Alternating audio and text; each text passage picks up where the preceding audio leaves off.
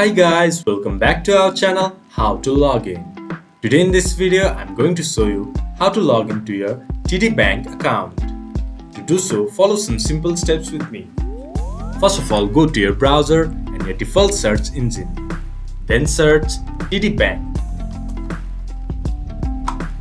Then go to My TD Online Banking account login page.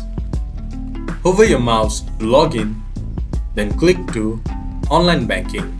Once the page has been loaded up, enter your username, then enter your password, then press Login. Then you should be able to access TD Bank online account. To make login easier, you can click to Remember Me, but I do not recommend you doing it in a public computer. If you have forgot your username or password, you can get help by clicking to Forgot Username and Password. This much for today's video. If you guys find our video helpful, please leave a like and comment. And do not forget to subscribe our channel and hit the bell icon. I'll see you guys in our next video. Thank you.